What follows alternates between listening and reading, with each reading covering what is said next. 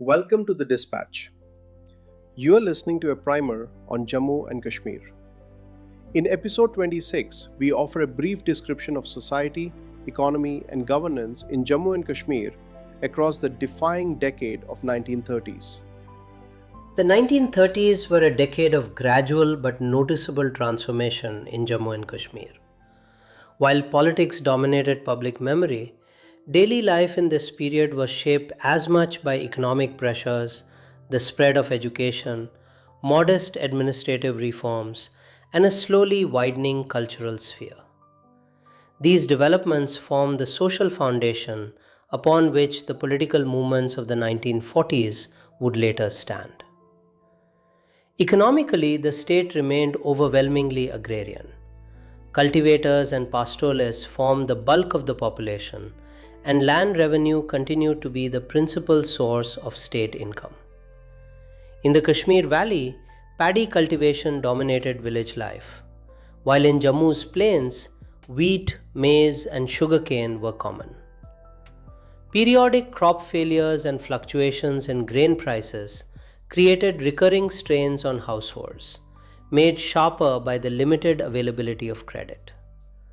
The shawl, carpet, and handicraft sectors, which had historically connected Kashmir to markets in Central Asia and Northern India, continued to employ artisans, but wages remained modest and the industry faced competition from machine-made imports. The decade also saw the slow rise of a new class of salaried workers: clerks, school teachers, municipal employees, and small traders.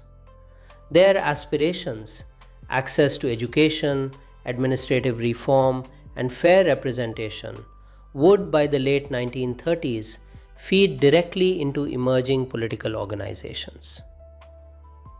Education expanded unevenly but steadily.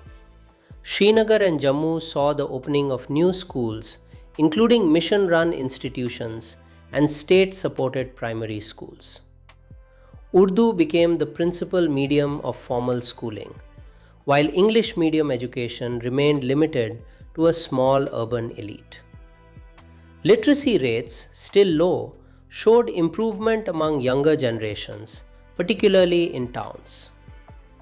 This growing educational base produced the first recognizable middle class, whose members staffed the reading room party, wrote in newspapers, and later joined both the National Conference and the Muslim Conference. Administrative reforms proceeded cautiously.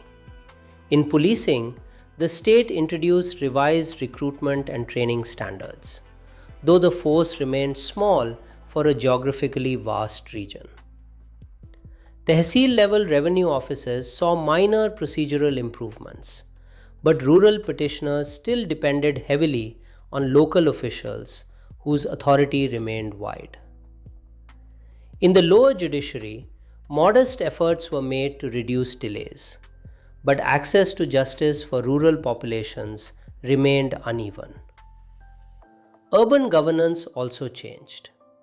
Srinagar and Jammu municipal committees extended drainage, sanitation, and basic public services, though financial resources were limited.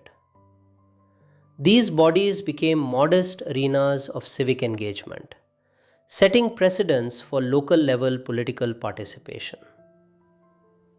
Culturally, the 1930s marked a period of renewed literary and artistic activity. Urdu printing expanded in Srinagar and Jammu, enabling newspapers and weeklies to circulate more widely. Literary societies and reading circles emerged, particularly in urban areas.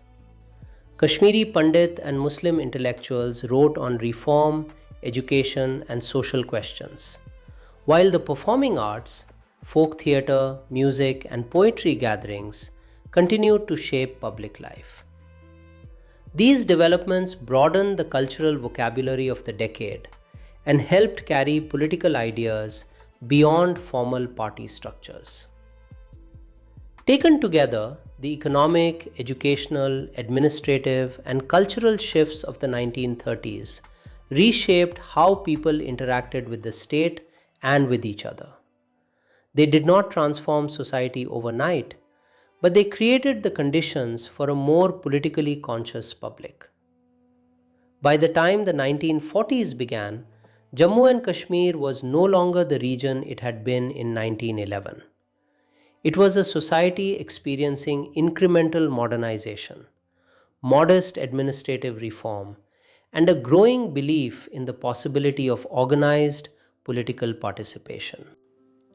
Thanks for watching this episode of Primer on Jammu and Kashmir. Here is a quick note from the editors of the Dispatch. While dealing with historical events, we are conscious of the fact that history has no single view.